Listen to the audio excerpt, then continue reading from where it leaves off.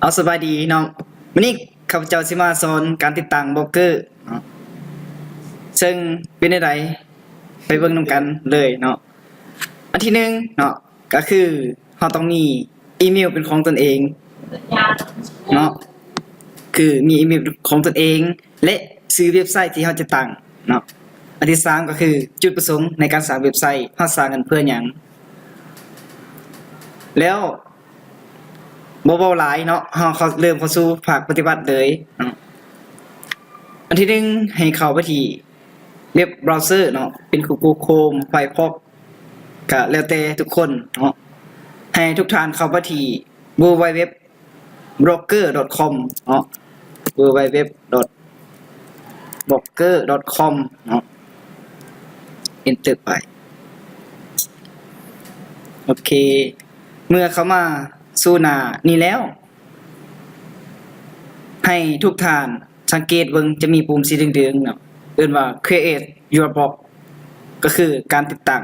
การเข้าสู่บล็อกเกอร์หรืออันที่สองก็คือ sign in ก็คือการลงทะเบียนเข้าไซต์ซึ่งเฮาสามารถคลิกที่ sign in นี้หรือ create your blog นี่ก็ได้ลองคลิกเบิ่ง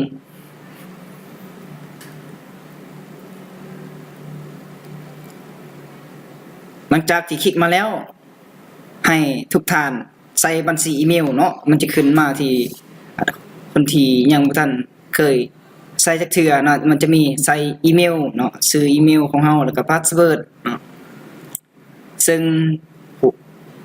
ต้องสมัครอีเมลไปก่อนเนาะถ้ายังบ่มีอีเมลก็สมัครอีเมลไปก่อนเนาะซึ่งสิมีแล้วก็เข้าไปสู่หน้าของอีเมลของเฮาเลยซึ่งข้าพเจ้านี่ได้สร้างไว้แล้วคลิกเข้าไปเลยหลังจากนั้นกำหนดพาสเวิร์ด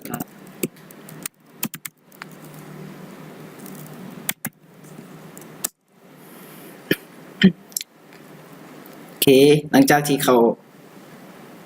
สมัคร Gmail ทางบล็อกเกอร์เรียบร้อยถือว่า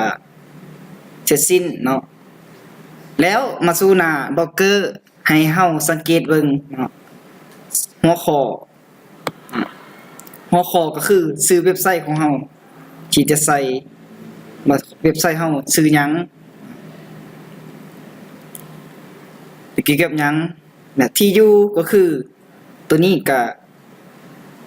เป็นชื่อเว็บไซต์ของเฮาคือกันเฮาจะเฮ็ดเกี่ยวกับหยัง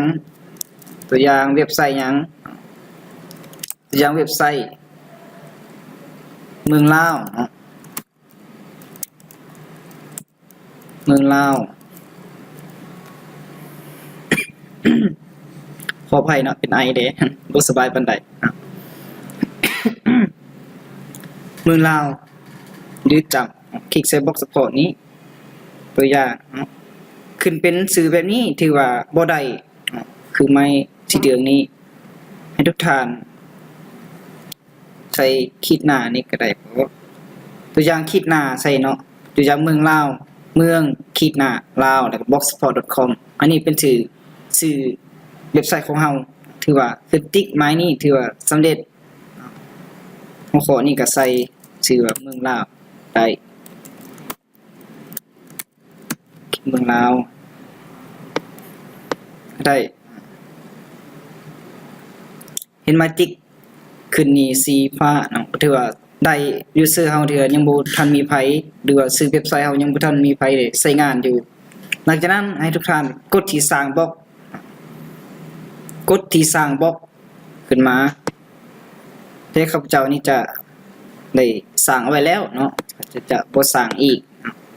ปิดออกไปแล้วมาอยู่หน้านี้เนาะที่ว่าข้าพเจ้าได้สร้างเอาไว้แล้วจะให้เบิ่งตัวอย่างเนาะนี่แม่นเป็นพื้นฐานในการ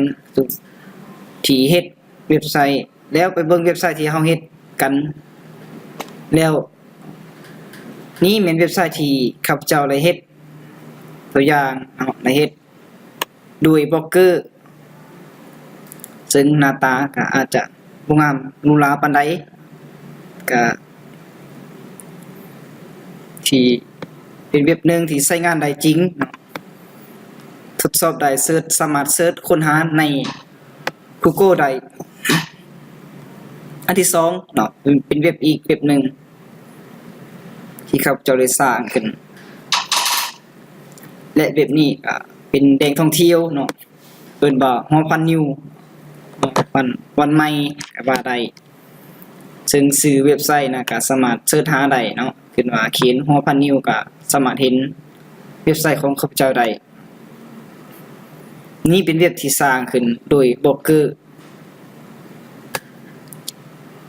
สร้างอันนี้บล็อกเกอร์และยังอีกหลายเว็บบล็อกเกอร์มันยังบล็อกเกอร์ก็คือเป็นเว็บบล็อกถึงจะเป็นบริการของทาง Google ที่ให้บริการฟรีเนาะ มันจะเป็นฟรีซึ่งมื้อนี้ครับเจ้าสิมาสอนการติดตั้งการเข้าสู่ระบบของบล็อกเกอร์นี่คือหน้าตาเนาะเมนบอร์ดก็คือหน้าตาหลักของบล็อกเกอร์ของเฮาที่เฮาเข้ามาแล้วซึ่งท่านติดตามคลิปต่อไปเนาะครับเจ้าสิมาอธิบายรายละเอียดว่าแต่ละส่วนนี้มันเฮ็ดหยังแดและเว็บไซต์เฮาเป็นคือแนวใดเฮาสามารถเบิ่งบล็อกเนาะเฮ็ดแล้วแก้ไขเฮาสามารถเบิ่งหน้าตาเว็บไซต์ของเฮาได้โดยคลิกที่ดูบล็อกแล้ววันนี้เฮาจะมาเบิ่งตัวอย่างเนาะครับเจ้าได้สร้างเว็บตัวนึงขึ้นมาชื่อว่าเมืองลาวเนาะตัวอย่างนี้ครับเจ้าสร้างเฮ็ดก็เฮ็ดวางกี้นี่เนาะก็บ่ทันสมบูรณ์ปานใดก็ยังบ่งามปานใดตัวอย่างเว็บไซต์เมืองลาวจะมีวันที่เดือนปีก็มีบทความแต่บทเดียวเขาเจ้าก็เฮ็ดไปนี่ก็คือหน้าตาลักเอามาฮอดนี้ครับเจ้าก็สิ้นสุดซึ่งต่อไปก็ขอเชิญทุกท่านที่ติดตามในขั้นตอนต่อไปบ่ข้าพเจ้าสิเฮ็ดอธิบายรายละเอียดเกี่ยวกับข้างในของบล็อกเกอร์ตัวเท่ของมันเป็นจังไดจะเอาซ้ำนี้ก่อนเนาะถ้าคนใดถูกอกถูกใจก็กดติดตามกดไลค์เนาะกดแชร์ให้ก็บ่เป็นหยังเพราะว่าบล็อกเกอร์นี้มันมีจุดดีแล้วก็อย่างหนึงก็คือบ่ได้เสียค่าในการจดโดเมนเนมเนาะเฮาจะบ่ได้เสียค่าถึงทาง Google จะให้บริการฟรีเนาะ hosting คือจะบ่ได้เสียค่าในการจดโดเมนเนมนั่นเองมื้อนี้ครับเจ้าก็ขอขอบใจทุกท่านที่ติดตามรับชมนะครับ